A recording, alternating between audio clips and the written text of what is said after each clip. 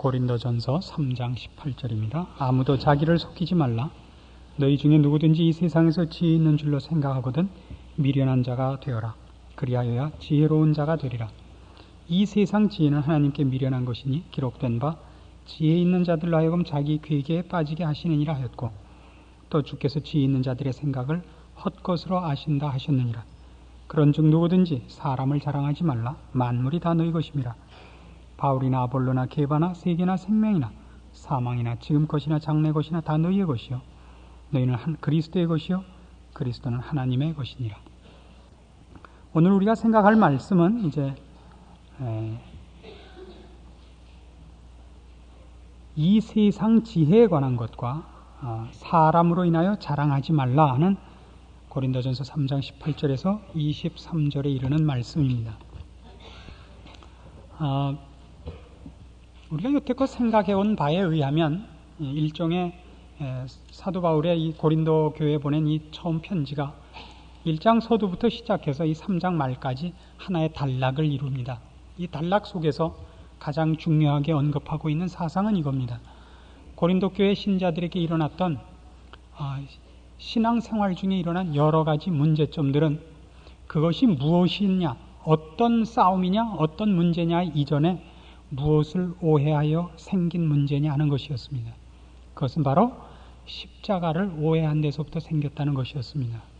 그러니까 십자가를 안 믿는 것이 아니라 십자가를 믿고 있고 예수 그리스도를 믿고 있는데 그들이 믿고 있는 것을 저들이 제대로 소화해내지 못하고 그 중심 사상을 놓침으로 말미암아 생겨났던 부작용에 관한 사도 바울의 꾸중이고, 그 문제를 근본적인 내용과 원리에서 새롭게 저들을 고쳐나가려는 내용들이 1장에서 3장까지의 내용입니다.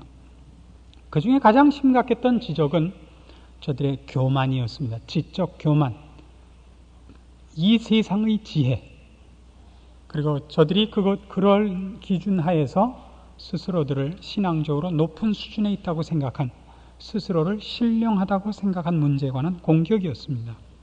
그래서 지금 오늘 우리가 본 본문에서도 이 문제를 뭐라고 공격을 하느냐면, 아무도 자기를 속이지 말라. 너희 중에 누구든지 지혜 있는 줄로 생각하거든 이라는 공격을 하는데, 이 지혜 있는 줄로 생각하거든 이라는 말에 뭐라고 붙어 있느냐 하면, 이 세상에서 지혜 있는 줄로 생각하거든 이라는 단서를 붙이고 있는 걸 봅니다. 그러니까 지금 고린도 교회 교인들이 갖고 있는 지혜는 세상 지혜란 말이죠.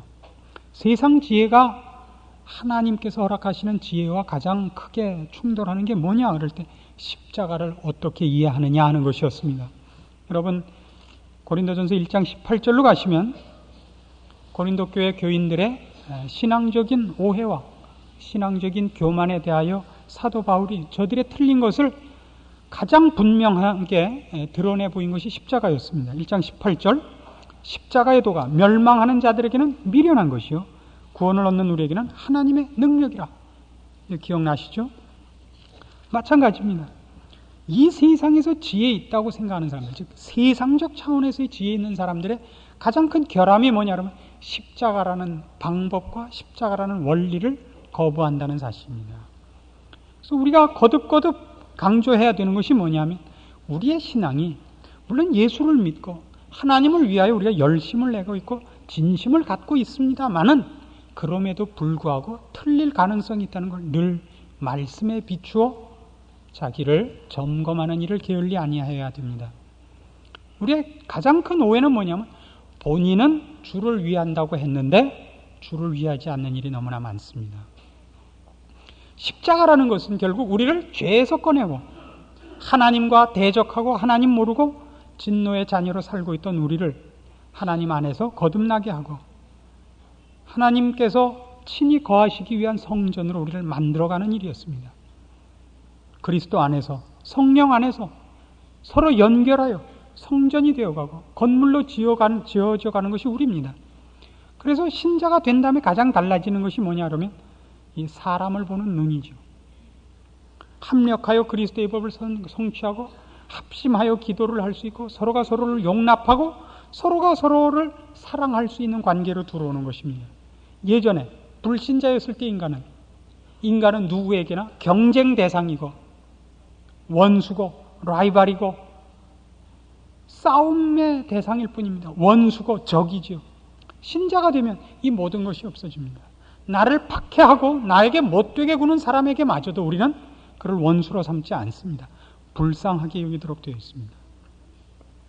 그러나 지금 고린도 교회는 가장 크게 이 십자가를 이해하지 못한 증거가 무엇으로 드러났느냐 하면 믿는 신자끼리 분쟁과 당파가 생긴 것으로 분명하게 저들의 믿음이, 저들의 신앙의 실천이 원리적 차원에서 오해된 것임을 스스로 증명하고 있는 셈입니다.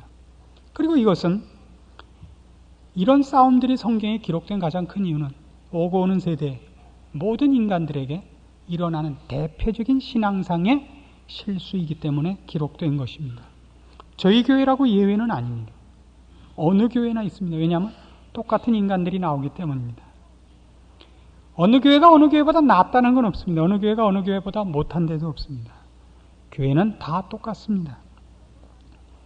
어느 교회가 더 낫냐 그러면 우리 교회가 다른 교회보다 나을 게 없다고 생각하는 교회가 나은 교회입니다. 그 생각을 못하고 있으면 스스로 속고 있는 겁니다. 오늘 그 얘기죠. 아무도 자기를 속이지 말라. 아무도 자기를 속이지 말라. 너희는 결단코 잘난 사람이 아니다. 지금 고린도 교회 교인들은 뭐라고 생각하고 있어요? 자기네들이 괜찮다고 생각하고 있죠. 아주 괜찮은 사람이라고. 자기네들은 신앙적인 지식도 괜찮고 신령한 경제가 있다고 생각하는 것입니다. 왜요? 저들에게는 많은 지식이 있고 신령한 은사가 넘쳤던 교회였습니다. 그럼에도 불구하고 우리가 서신서에서 보는 것 중에 고린도서만큼 긴 편지가 없어요. 편지가 긴다는 건 무슨 뜻이에요? 욕할 게 많은 거예요. 구중할 게 많은 겁니다. 또 전서 후서까지 있어요. 얼마나 처음 편지 보낸 걸로 다 부족해서 또 써야만 됐던 교회가 고린도 교회였습니다. 그래서 오늘 이 내용을 들으시는 여러분들도 설교를 들으시면서 제일 조심하셔야 되는 게 이겁니다. 이 설교를 누가 들어야 되는데, 이거 같이 악질적인 게 없어요. 다 나에게 하는 것인 줄 알아야 됩니다. 제가 어느 날 설교를 이렇게 하고 가면서 마음속에 생각나는 사람들이 있게 마련이에요. 오늘 이 설교를 어느 분은 좀 주의해서 들었어야 되는 내용이 오늘 나왔다. 일부러 어떤 분을 꼬집고 공격하기 위해서 설교를 정하는 적은 저에게는 없습니다. 순서대로 하니까요. 그런 오해를 막기 위해서 목사님이 나를 싫어하는가 보다 그래서 오늘 나를 공격했다. 이건 없습니다. 순서대로 하는데 그러다 보면 오늘 이 설교 내용은 누가 좀 듣고 마음에 좀 생각했으면 좋겠다. 그래서 나가서 보면 그 사람이 누군가를 계속 째려보면서 의미 있는 웃음을 웃고 나와요. 사람 환장하죠. 저는 그 사람이 들었으면 좋겠다고 했는데 그 사람은 이 설교가 누군가 딴 사람이 들어야 된다고 생각을 한 거죠. 가끔 그걸 제 아내를 쳐다보면서 웃을 때는 제가 아주 답답할 때가 한두 번이 아닙니다. 자, 이런 문제는 이 고린도 교회에 굉장히 많았던 문제 중에 하나입니다. 고린도전서 8장으로 가보세요.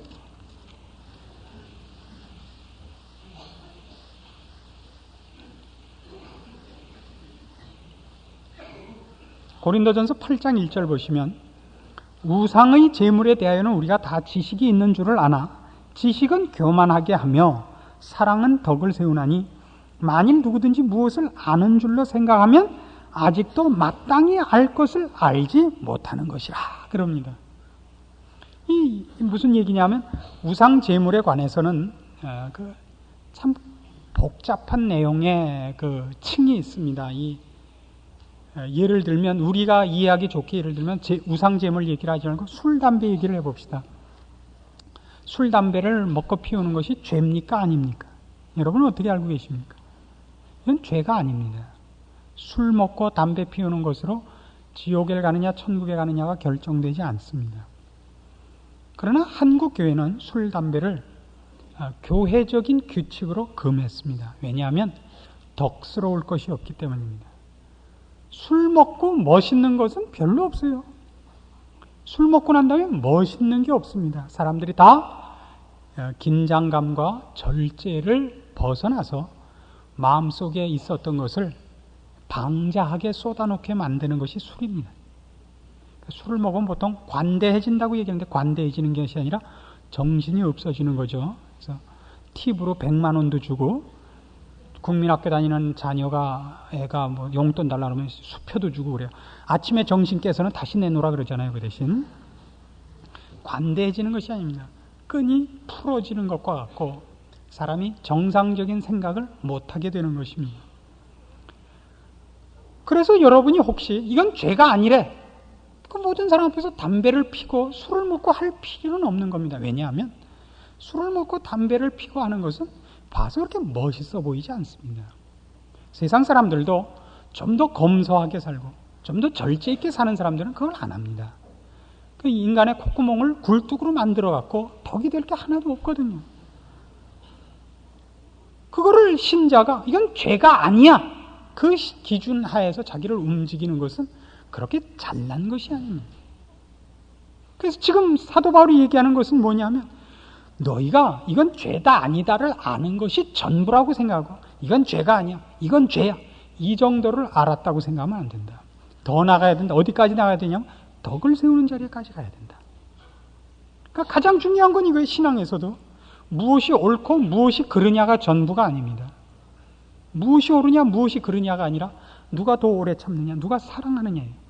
사랑이 뭐죠? 결국 오래 참는 것입니다. 무례히 행치 않는 겁니다. 이게 바로 너희가 세상의 지혜를 갖고 있는 것이 전부가 아니다. 너희가 세상적인 지혜를 갖고 있으면 다라고 생각하지 마라. 세상적인 지혜는 뭐죠? 남보다 내가 낫다는 것을 증명해내는 힘이 지혜 아닙니까? 아는 것은 힘이다. 아는 것이 왜 힘이죠? 알고 실력이 있어야 남 위에 군림을 합니다. 내가 남보다 낫다는 것을 증명하고, 그리고 내 밑에 얼마나 많은 사람들을 깔고 앉았느냐 하는 것이 그 사람의 잘난 것이 됩니다. 세상의 지혜란 언제나 남을 살려내는 것이었고, 남을 살리기 위하여 나를 죽이는 법이 없는 것입니다. 거기에 비하면 성경이 얘기하는 것은 옳고 그른 것, 지혜와 지식을 더 넘어서서 사랑과 덕과 용서와 인내로 가라는 것이죠. 그래야 마땅히 하는 것입니다. 지금 여기 우리 보는 바에 의하면 고린도전서 8장 1절 2절 지금 읽었죠. 뭐라고 되어 있나 보세요. 3절이 누구든지 하나님을 사랑하면 이 사람은 하나님의 아시는 바 되었느니라. 아시는 바 되었느니라. 사랑으로 몰고 가는 이유가 여기 있습니다. 이건 고린도전서 14장에 가도 다시 한번 등장합니다. 37절. 고린도전서 14장 37절. 만일 누구든지 자기를 선지자나 혹 신령한 자로 생각하거든 내가 너에게 편지한 것이 주의 명령인 줄 알라. 사도 바울이 은사에 관하여 특히 방언하는 일에 대하여 고린도 교회 교인들에게 상당히 부정적인 편지를 쓰고 있는 장면입니다. 고린도 교회 교인들은 방언의 은사가 있었습니다. 근데 사도 바울이 그러는 거예요. 너희가 방언하는 걸 제발 좀 절제해라. 왜냐하면 너희가 방언하는 것은 너희의 영으로 하나님께 기도하는 것인데 제3자에게 방언으로 기도하는 건 제3자에게는 아무 유익이 없다 이거예요. 너희가 술이 취해갖고 혀꼬부라진 소리를 하는 것인지 영적인 기도를 하는 것인지 제3자는 모른다. 방언은 하는 사람에겐 덕이 되지만 제3자에겐 덕을 끼치지 못한다. 그러니까 다른 사람이 있을 땐 제발 입 다물고 좀 있어라. 그리고 덧붙인 얘기예요. 만일 누구든지 자기를 선지자나 신령한 자로 생각하거든 좋다.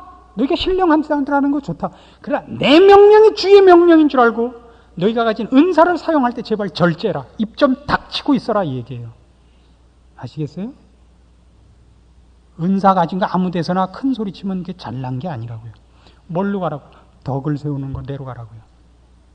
고린도전서는 12장과 14장이 전부 은사에 관한 얘기입니다. 그 사이에 사랑장이 박혀 있어요. 그러니까 모든 은사가 사랑이라는 기본적인 원리 하에서 사용되지 않으면 모든 은사는 쓸모가 없다는 것입니다. 여러분 잘 아는 고린도전서 13장 사랑을 평가하는데 이런 말이 등장하는 것을 위해서 놓치지 않고 보셔야 됩니다. 고린도전서 13장 1절 내가 사람의 방언과 천사의 말을 할지라도 사랑이 없으면 소리나는 구리와 울리는 꽹과리가 되고 내가 예언하는 능이 있어 모든 비밀과 모든 지식을 알고 또 산을 옮길 만한 모든 믿음이 있을지라도 사랑이 없으면 내가 아무것도 아니요 내가 내게 있는 모든 것으로 구제하고 또 내 몸을 불사르게 내어줄지라도 사랑이 없으면 내게 아무 유익이 없느니라. 자, 거기 어떤 신령한 은사나 초월적인 어떤 체험이나 그리고 어떤 신비한 어떤 능력, 산을 옮기는 큰 믿음, 내 몸을 불사르게 내어주는 열심, 이 모든 것도 뭐에 제한을 받지 않으면, 사랑이라는 것에 제한을 받지 않으면 그 모든 것은 상대방을 죽이는 것으로밖에 사용되지 않는다고요. 그랬을 때는 그것이 아무리 신령하고 아무리 종교적인 형태요, 종교적인 명분을 가진다 할지라도 오늘 우리가 본문에서 보는 식으로 얘기하면 세상의 지혜에 불과한 것입니다. 이걸 놓치지 마십시오. 신자들이 가장 많이 실수하는 게 뭐냐면 기도면 늘 옳고 헌금은 늘 옳다는 생각입니다. 그렇지 않습니다. 기도로 사람을 죽일 수 있고 헌금으로 교회를 망하게 할 수 있습니다. 그 기도가 자기를 치장하는 것이 될 수 있고 그 헌금을 내지 않는 사람들을 공격하는 것이 될 수 있습니다. 사랑이 없으면 말이죠. 갈라디아서 6장엔 이런 또 다른 경고가 나옵니다. 신약성경 308페이지 갈라디아서 6장 1절입니다. 형제들아, 사람이 만일 무슨 범죄한 일이 드러나거든 신령한 너희는 온유한 심령으로 그러한 자를 바로잡고 네 자신을 돌아봐 너도 시험을 받을까 두려워하라. 너희가 짐을 서로 지라. 그리하여 그리스도의 법을 성취하라. 만일 누가 아무것도 되지 못하고 된 줄로 생각하면 스스로 속임이니라. 각각 자기의 일을 살피라. 그리하면 자랑할 것이 자기에게만 있고 남에게는 있지 아니하리니 각각 자기의 짐을 질 것임이니라. 이건 아주 앞뒤가 말이 달라요. 늘 짐을 서로 지라 그래 놓고 끝에 가서는 각각 자기 짐을 지라 이렇게 되고, 아무것도 되지 못하고 된 줄로 생각하면 스스로 속임이니라 그래 놓고 자기의 일을 살피라 그러면 자랑할 것이 또 자기에게만 있다 이렇게 얘기를 해요. 앞뒤가 안 맞는 얘기가 나오는데 이게 아주 기가 막힌 어떤 내용이 하나 감춰져 있어서 그렇습니다. 그건 뭐냐면 우리는 우리의 신앙이나 혹은 우리의 처세나 인생을 사는 방법 어느 곳에서나 세상적인 지혜는 남이야 어떻든 나 하나 잘 되면 100점이라고 생각을 합니다. 그리고 한 걸음 더 나가서 세상은 내 100점을 200점 되기 위하여 남을 속이라고 가르치고 남을 해치라고 가르칩니다. 그래서 네가 100에서 그치지 말고 200이 되고 500이 되고 1000이 되고 만이 되라 이렇게 가르치는 것이 세상 지혜라면, 성경이 가르치는 지혜는 남을 살리기 위해 네가 죽으라는 거예요. 네 이웃을 100을 만들기 위해 네가 50을 희생하고 또 다른 이웃을 100을 만들어주기 위해 남은 50도 버려라 이겁니다. 그래서 누가 범죄했거든 우리가 실수하는 게 그러죠. 누가 잘못하면 우리는 계속 그 사람을 씹고 다니는 거 아니에요. 누가 이랬대, 누가 이랬대, 누가 이랬대. 그 말에는 뭐가 포함되냐 하면 나는 안 했다, 나는 아니다 이게 있는 거예요. 누가 이랬대, 누가 이랬대, 누군 글쎄 이랬대, 누군 이랬대. 나는 이 중에 하나도 저촉되는 게 없단 말이죠. 그러다 어느 날 그 사람이 관대할 때가 있어요. 글쎄 누가 이랬대는데 난 그 심정 이해가 가. 왜요? 자기랑 똑같은 잘못을 했을 때는 갑자기 또 관대해지는 거예요. 자기가 저지르지 않은 실수에 대해서는 다 죽일 놈이고 자기가 실수한 것과 같은 실수를 한 것은 이해가 안 되는 거예요. 사람이 그럼 그럴 수밖에 어딨냐 이거예요. 성경이 얘기하는 건 이거예요. 누가 옳았느냐 누가 글렀느냐가 아니라 누가 실패한 것을 봤고 누가 넘어진 것을 봤거든 가만히 있지 말고 가서 도와줘라 이거예요. 짐을 나눠줘라. 짐을 나눠줘라. 어떤 율법사가 와서 주님께 물었습니다. 복음서에 나오는 유명한 선한 사마리아인 비유의 시작입니다. 선생님이요, 율법 중에서 가장 큰 계명이 뭡니까? 네 하나님을 사랑하라. 그리고 둘째는 그와 같으니 네 이웃을 내 몸같이 사랑해라. 그러니까 이 율법사가 주님께 잘 보이려고 묻습니다. 내 이웃이 누굽니까? 이웃을 사랑해라 그러니까 어디까지 내가 사랑해야 됩니까? 그 한계를 정해주시오. 그럼 내가 사랑하겠습니다. 그러자 나온 비유가 예수님의 그 유명한 비유로 사마리아인의 비유입니다. 어떤 사람이 예루살렘에서 여리고로 내려가다가 여행 중에 강도를 만나서 있는 거 다 뺏기고 얻어맞아서 거반 죽게 되어서 길거리에 버려졌습니다. 제사장이 지나가다 그냥 가고 레위인이 지나가다 보고 그냥 갔습니다. 사마리아인이 내려가다가, 당시 사마리아인은 유대인들이 자기 동족으로 치지 않는 사람들입니다. 불쌍히 여겨서 그를 치료하고 여관에 데려가서 여관 주인에게 맡기고 갔습니다. 치료비와 숙박비를 주면서 잘 치료해서 나은 다음에 보내주십시오. 내가 이 여행을 갔다가 돌아오면서 돈이 더 들었으면 내가 더 내겠습니다. 그럼 묻습니다. 강도 만난 사람이 볼 때 누가 이웃이었겠느냐? 이건 굉장히 다른 얘기입니다. 처음에 질문은 뭐였느냐 하면, 율법사의 질문은 계명 중에 가장 큰 것이 뭡니까? 그건 내가 꼭 지키겠습니다. 하나님을 사랑하고 이웃을 사랑해라. 그러니까 이웃이 어디까지입니까? 라고 물은 겁니다. 어디까지입니까? 근데 예수님의 지금 비유는 어디로 갔느냐 하면, 선행을 베풀어야 하는 사람 쪽에서 이웃이 누구냐가 아니라 도움이 필요한 사람 쪽에서 볼 때 누가 이웃이었겠느냐라고 묻는 겁니다. 비유의 핵심은 도움을 필요로 하는 사람 쪽에서 볼 때 누가 이웃이었겠느냐? 선을 행한 자니이다. 맞다! 너도 가서 그렇게 해라. 네가 이웃을 정하지 말고 도와줄 만한 사람을 고르지 말고 도움이 필요한 사람을 도와주라 말이에요. 네 치장을 위하여 돕지 말고 도움이 필요한 사람을 도우라고요. 나는 악을 행치 않았다. 나는 죄를 짓지 않았다. 나는 도와줬다가 전부가 아닙니다. 도움을 필요로 하는 사람은 언제나 있습니다. 도와주라고요. 이건 종종 우리의 교회 안에서의 구제 사역에서도 실패하는 원리 중에 하나입니다. 우리가 어떤 어려운 농촌 교회를 돕는다든가 어떤 어려운 개인을 도울 때 우리가 도와야 할 사람을 정하는 기준이 종종 어떤 실수를 범하느냐 하면 도와줄 만한 사람을 돕자 그래요, 자꾸. 혹시 그런 실수를 해보신 적 없습니까? 도와줄 만한 교회를 돕자. 아닙니다. 도움은 가장 절실하게 도움이 필요한 데를 도와줘야 됩니다. 도와준 것이 열매를 맺을 만한 데를 도와주는 것은 도움이 아닙니다. 그건 투자입니다. 내가 도와준 것을 나중에 다 보상받으려는, 이자놀이를 하려는 것이죠. 그건 돕는다 그러지 않습니다. 그건 사랑이 아닙니다. 그 사람이 도움을 받을 만한 자격이 있느냐를 떠나서 그 사람이 불쌍하고 나 아니면 그 사람의 지금 처지를 도울 방법이 없는 사람을 우선적으로 도와야 됩니다. 그것이 밑 빠진 독에 물 붓기일지라도 그것은 우리가 따질 문제가 아닙니다. 이 마음을 갖고 계십니까? 짐을 나눠줄 줄 알아야 됩니다. 무엇이 된 줄로 생각하는 것, 아무것도 되지 않았는데도 불구하고 이것을 세상 지혜라고 합니다. 그래서 우리는 이 부분에 대하여 우리의 신앙을 철저히 점검해 봐야 됩니다. 교회 안에서 우리가 가장 많이 싸워야 되는 것이 뭐냐 하면 누구에 대해서 우리의 눈에 힘이 들어가는 겁니다. 누구를 지금도 흘겨보게 되고 그 사람을 생각하면 마음속에 불끈 무엇이 올라오는 마음이 남아있는 것을 처치하는 작업을 여러분이 하시지 않으면 안 됩니다. 그 사람이 없었으면 좋겠다고 생각하는 것은 정답이 아닙니다. 여러분의 마음이 악에게 도발받지 않는 것이요, 누구를 향하여 내 마음에 쓴 마음이 생기지 않는 대로 여러분을 훈련하셔야 됩니다. 이 싸움을 하셔야 됩니다. 여기엔 여러분 많은 사람이 저촉됩니다. 오늘 목사님이 앙심 먹고 나를 공격하러 오셨구나. 아니고 하나님께서 말씀을 통하여 모든 신자에게 요구하는 것입니다. 상대방이 여러분의 어떤 해를 입혔고 어떻게 몹쓸 짓을 했어도 여러분은 절대 그것을 복수하지 마십시오. 절대 복수하지 마십시오. 성경은 언제나 이렇게 요구한다는 걸 잊지 마십시오. 로마서 14장으로 갑니다.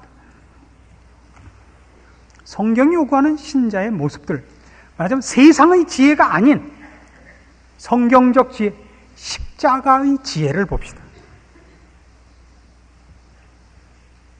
14장 1절입니다. 로마서 14장 1절.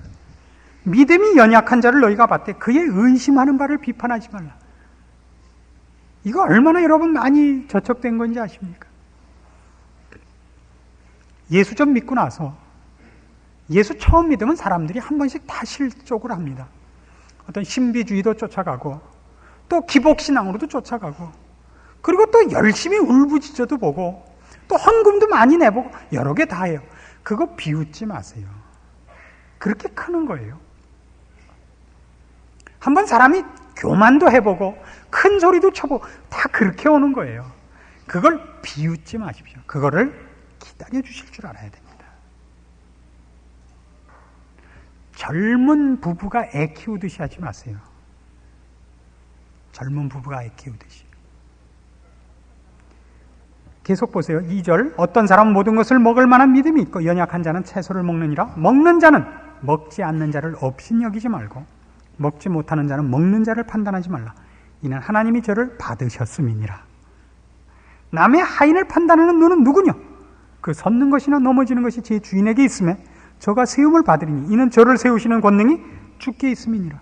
하나님이 받으신 신자를 여러분이 뭐라 그러지 마십시오. 제가 아는 분 한 분은 예전에, 그러니까 자유당 시대 때 이 특무대에 계셨습니다. 그러니까 특무대 그 하사관으로 계셨는데, 하사관이지만 그때 특무대는 굉장히 셌었습니다. 그래갖고 늘 그 집안이 풍성했죠. 왜냐하면 그 미군들하고 그때는 합동근무를 해서 미군 창고를 밤마다 털어와가지고 양복도 그 군복 양복 좋은 곳에다가 순 미제로만 하는 거죠. 미제 깡통 시장으로 계속 유통업을 하셔가지고 보통 잘 산 게 아닙니다. 근데 어느 날 옷을 벗게 됐어요. 옷을 벗게 된 이유가 아주 간단한 문제였기 때문입니다. 그 특무대에 나와 있는 미군 고문관 장교 집에 초대를 받아서 갔는데 그 집에서 키우는 조그만 삽살개가 있는데 그렇게 얄밉게 이쁘더래요. 그렇게 이쁜 개는 처음 봤대요. 한국 사람들 이쁘면 뒤통수 한 대 갈기는 버릇이지 않습니까? 그래서 벨길로 한 대 쳤대요. 하도 얄밉게 이뻐서 앙직 맞아서. 근데 그걸 고문관이 봤대요. 미국 사람들은 개를 이 황색인종보다 훨씬 이렇게 귀중하게 취급한다는 걸 그 사람이 그때 몰랐죠. 그다음부터 그 고문관이 밉게 보기 시작을 한 거예요. 그래서 결국 옷을 벗게 되고 말았습니다. 이건 중요한 겁니다. 그 사람이 하다못해 변견을 키웠어도 이쁘게 했어야죠.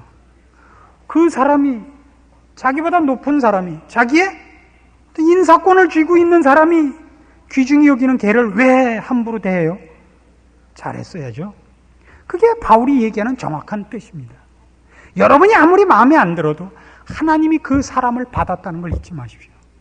여러분이 싫어하는 그 사람을, 저 사람은 신자라고 얘기할 수 없다고 여러분이 생각하는 그 사람을 하나님이 신자로 받았는데 어떤 값을 치르고 받았냐면 예수 그리스도의 피로 값주고 받은 겁니다. 여러분은 함부로 입을 열어서는 안 됩니다. 그 사람에 대한 공격이 주님에 대한 모독이라는 걸 잊지 마십시오. 주님하고 원수가 될 각오를 하시기 전에는 그런 말을 하지 마십시오. 그건 여러분이 저희 교회에 나오시면서 제 아내나 제 자식에 대해서 제 앞에서 뭐라 그러는 거랑 똑같습니다. 눈 작은 사람이 무섭다는 걸 기억하고서 욕을 하셔야 됩니다. 13절로 가보십시오. 로마서 14장 13절. 그런즉 우리가 다시는 서로 판단하지 말고 도리어 부딪힐 것이나 거칠 것으로 형제 앞에 두지 아니할 것을 주의하라. 그러니까 뭐가 지혜죠? 뭐가 지혜예요? 세상 지혜라는 건 뭐냐면 어떻게 해서 내가 남보다 난 사람이냐를 저 세상의 생존 경쟁 방식을 통해서, 그렇죠?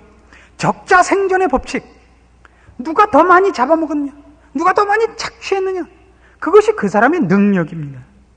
이게 세상 지혜죠. 그럼 자기를 뽐내고 그가 뽐내는 모든 것이 그 근거가 힘없는 사람을 깔고 앉은 것입니다. 무고한 사람의 피를 빨아서 그 자리에 있는 것을 증명하는 것이 세상 지혜요. 세상의 힘이라면 우리는 그렇지 않습니다. 우리는 그렇지 않습니다. 우리는 세상 사람을 위하여, 모르는 사람들을 위하여, 자기가 하는 일이 뭔지 모르는 사람을 위하여 주 앞에 기도할 수 있어야 됩니다. 주님의 죽으심이 그랬고 스데반의 죽음이 그렇습니다. 아버지여 저들의 죄를 사하소서. 저들이 자기가 하는 일을 알지 못하나이다. 저들의 죄를 저들에게 돌리지 마옵소서. 이것이 우리의 지혜여야 됩니다. 그것이 십자가가 하나님의 지혜요, 하나님의 능력이라는 걸 제대로 이해하는 신자된 첫걸음이요, 신자된 실력의 가나다입니다. 이걸 빼놓고 다른 어느 것을 해도 여러분은 제대로의 신자의 길을 시작한 것이 아니게 되는 겁니다.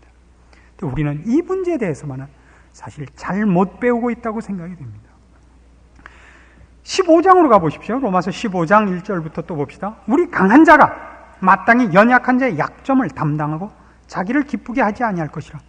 우리 각 사람이 이웃을 기쁘게 하되 선을 이루고 덕을 세우도록 할지니라. 그리스도께서 자기를 기쁘게 하지 아니하셨나니 기록된 바 주를 비방하는 자들의 비방이 내게 미쳤나이다 함과 같으니라. 주님이 이 땅에 오셔서 어떤 비방을 받으셨고 어떤 대접을 받았는가를 기억하십시오. 그를 십자가에 매달아 놓고 뭐라고 조롱을 했죠? 빌라도가 십자가 위에다 유대인의 왕이라고 썼습니다. 여러분, 가끔 예수님 십자가 처형 장면을 그린 성화를 보시면 예수님 십자가 위에 영어 글자로 인리라고 쓴 것을 보시는 적이 있습니다. INRI라고 쓴 것을 보실 수 있습니다. 이거는 라틴어로 Jesus of Nazareth, the King of Judea의 라틴어 이니셜입니다. 그러니까 영어로는 예수가 J로 시작합니다만 라틴어에서는 영어 표기로 하면 I로 시작합니다. 예수, 이건 헬라어 자체도 발음이 J가 아니고 I입니다. 예수 of 나사렛. 그리고 라틴어에서 킹은 렉스입니다. R-E-X. 그래서 R-I입니다. 렉스 of 유데아.